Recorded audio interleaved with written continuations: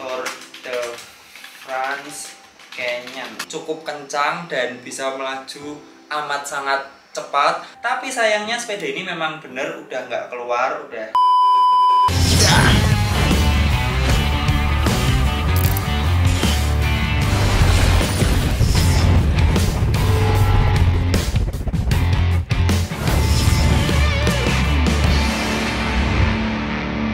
Pagi teman-teman, balik lagi di channelnya Dani. Apa kabar semua? Semoga kalian semua baik-baik aja. Nah teman-teman, di video kali ini aku syuting di rumah sendiri. Dan hari ini aku mau membahas tentang jenis sepeda. Nah secara garis besar, sepeda itu dibagi jadi 3 ya teman-teman. Ada lightweight road bikes atau climbing bike ya, biasa dibilang sepeda buat nanjak. Itu biasanya cenderung ringan. Terus ada juga aero road bike yang aerodinamis gitu. Itu sepedanya cenderung ceper dan ceper dan cepat. Terus yang ketiga ada endurance road bike atau biasa buat jarak jauh, buat endurance, buat yang nyaman-nyaman gitu.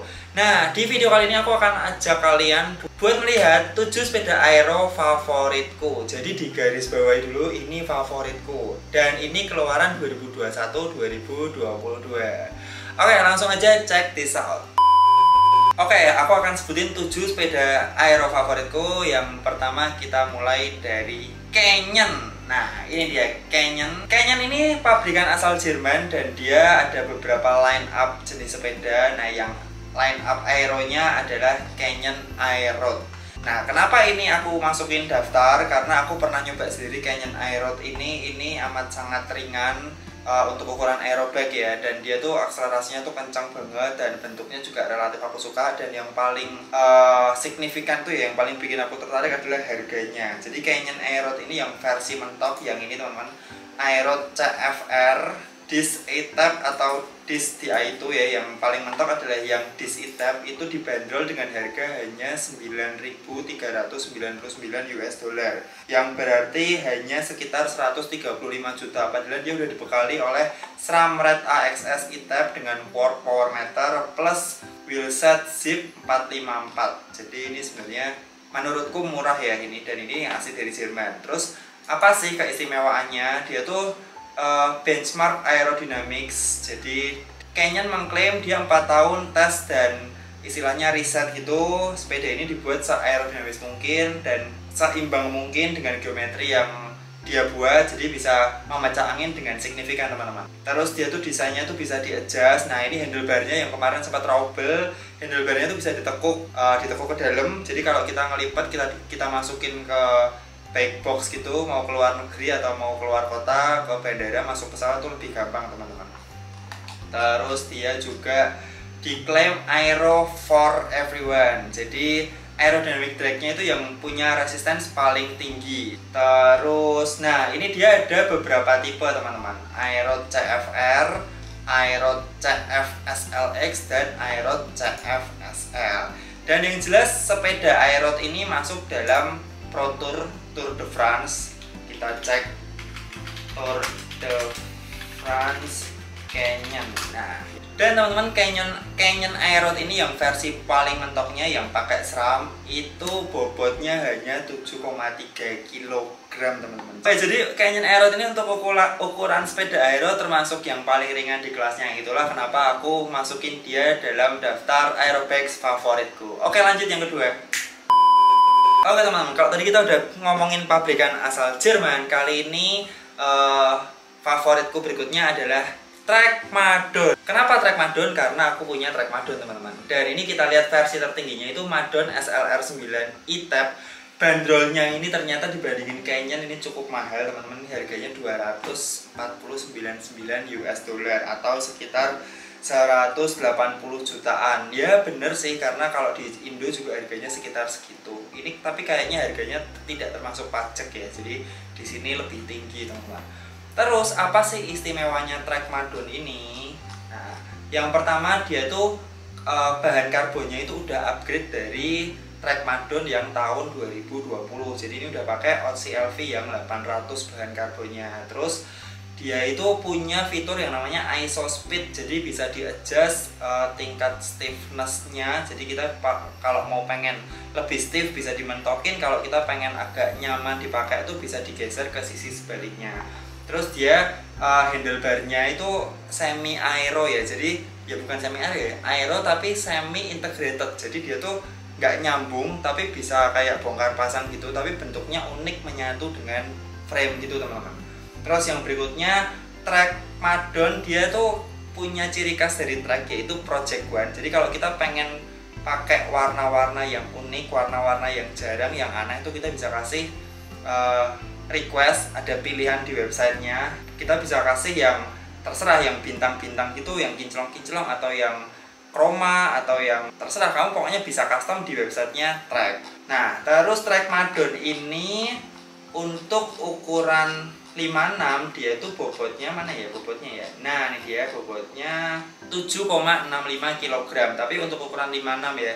Ya kalau yang ukuranku 52 harusnya lebih ringan. Tapi ini termasuk rada berat sih. Cuman untuk performa aku bisa ngomong Madon ini salah satu jet darat tercepat, terutama kalau disuruh nahan speed. Dengan catatan versi yang SLR ya, karena yang punya aku tuh versi SL. Oke, Berikutnya, ini aku juga sering pakai. Ini adalah Cervelo S5.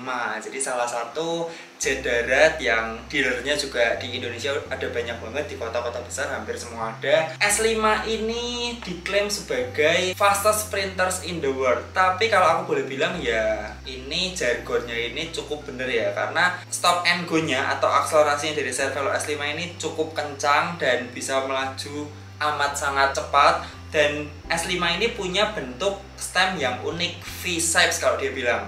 Jadi kesannya kayak seksi gitu teman-teman. Terus maksimal ban yang bisa dipakai dari Cervelo S5 ini berukuran 28 mm.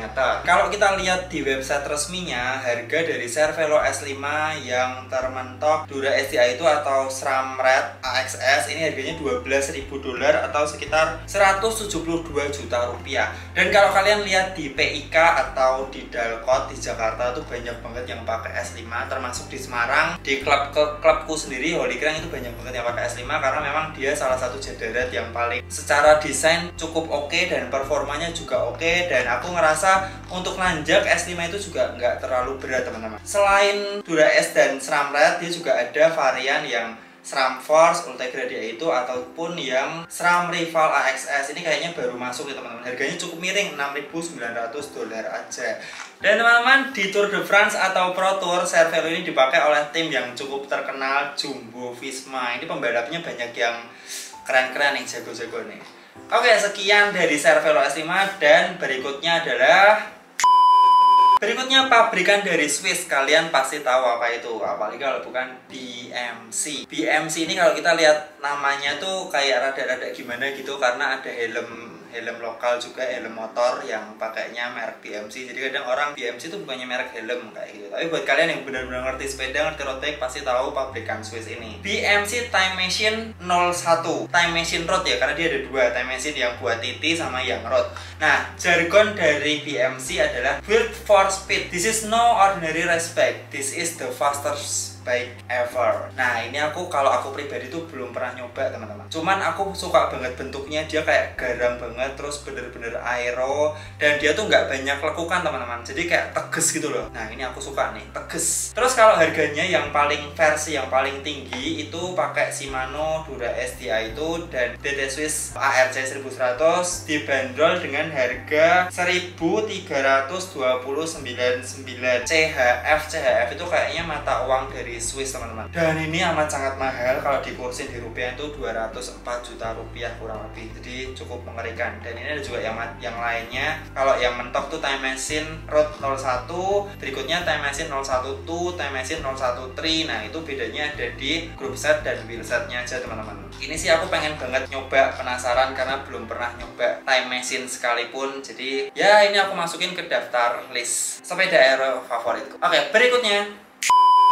Di daftar berikutnya aku pilih Scott. Nah, Scott ini jarang banget kita temuin di Indonesia, apalagi di Semarang. Aku hampir nggak pernah lihat. Tapi kalau di Jogja ada satu teman yang pakai Scott, tapi kayaknya itu yang buat climbing. Nah, seri yang untuk Aero ini adalah Scott Foil. Nah, versi yang termentoknya ini Scott Foil RC Pro Bike itu, tapi di websitenya dia nggak ada keterangan harganya teman-teman. Cuman aku cari di luaran tuh sekitar 10.000 sampai 11.000 yang versi termentoknya, dengan group set Shimano Dura STI itu, dan wheelsetnya ini tidak tertera teman. Wheelsetnya pakai Zip 303 SE ya, harganya cukup oke lah. Dan dia diklaim beratnya tuh 7,28 kilo, berarti ini cukup ringan untuk ukuran sepeda aero teman-teman. Nah, terus kalau kita lihat company-nya Scott sendiri itu, dia tuh ada macam-macam tipe ya. Dia main di ski, dia main di motocross, terus dia main di MTB, dan terakhir tuh aku lihat Scott sempat ngeluarin sepatu. Nah, ini sepatu lari teman. Jadi dia cukup luas ya marketnya ya. Nah, terus kenapa aku pilih ini jadi salah satu road bike aero favoritku? Simple, karena aku sering melihat review-review di YouTube tuh, banyak YouTuber luar yang nge-recommend Scott Foil ini, karena ini katanya ini tuh salah satu fastest aero bikes. Nah, cuman karena aku belum pernah nyoba jadi nggak bisa ngomong. Aku cuman suka desainnya aja. Oke, berikutnya. Oke guys, untuk sepeda berikutnya lagi-lagi aku belum pernah pakai juga. Ini adalah Factor Ostro Farm. Kenapa aku masukin Factor ini ke dalam daftar sepeda aero favoritku? Simple, karena desainnya keren teman-teman. Dan dia itu kerjasama sama Black Ink ya. Jadi semua part-partnya dari mulai handlebar, dari mulai wheelset dan seat post itu terintegrasi dengan Black Ink. Nah, ini dia nih, Black Ink. Ini wheelsetnya Black Ink 45. Dia support sampai 28 mm ban. Terus kalau kita lihat jargon dari Factor sendiri untuk sepeda ini adalah super light aero race bike. Jadi sepeda aero tapi super light katanya. Cuman kalau kita lihat desainnya dan warnanya nih keren banget, matching banget. Terus harganya sendiri Factor Ostro Farm ini dibanderol dengan harga yang paling mentoknya mana ini? Nah, ini dia. Ini relatif nggak terlalu mahal ya kalau dibanding nama lain. Harganya sekitar 10.100 US dollar, tidak termasuk pajak. Jadi kalau tidak termasuk pajak harganya sekitar 145 jutaan teman-teman. Ini udah dapat SRAM Red Etap AXS dan Black Ink 45 wheelset. Terus dia untuk saddle-nya itu disupport sel Italia SLR yang bus. Selain yang SRAM Red, dia juga punya varian yang SRAM Force dan yang Shimano mana ya, kok nggak ada ya. Nah, untuk frame setnya sendiri dibanderol dengan harga 5.500. Cukup keren sih, aku suka banget desainnya, tapi nggak ngerti, belum pernah nyobain modelnya, jadi nggak bisa ngomong. Nah, ini keren nih, ya kan, warnanya kan, yang putih juga keren. Ya, semoga suatu saat bisa nyobain Factor Ostro. Oke, berikutnya. Ada di daftar terakhir adalah brand yang cukup besar juga, Specialized S-Walk Fenge. Terus kalau ada pertanyaan, loh mas, bukannya Fenge itu udah nggak keluar? Tapi bacanya sepertinya Vans, bukan Fenge. Tapi karena kita ilat Jawa, ilat medok, S-Walk Fenge ya dah. Nah, ini harganya tuh di kisaran 10.600 sampai 12.500 US dollar teman-teman. Jadi kisaran 160 sampai 180 jutaan. Tapi sayangnya sepeda ini memang bener udah nggak keluar udah. Jadi dia itu untuk seri Vans diganti sama seri Tarmac SL7. Jadi Vans dan Tarmac itu kayak digabungin gitu teman-teman. Jadi kayak kalau yang sekarang Aero Lightweight Bikes. Terus kenapa kok masih aku sebutin di list ini? Ya karena simple, aku tuh suka modelnya, suka desainnya. Menurutku yang SL7 sekarang ini terlalu biasa, dia mirip banget sama SL6. Sementara kalau Vans ini dia kesannya garang banget, gahar banget, apalagi kalau warna yang ini nih full black dove gini. Wah, ini keren banget. Dan dia terkenal ada yang Sagan Edition itu juga laris banget. Tapi sekali lagi aku belum pernah nyoba sepedanya. Udah pernah nyoba sih, tapi yang seri lama, belum yang terbaru ini. Terakhir keluar kalau nggak salah tahun 2020 teman-teman. Oke teman-teman, berikut adalah 7 sepeda aero favoritku. Sekali lagi kriterianya ini adalah favoritku.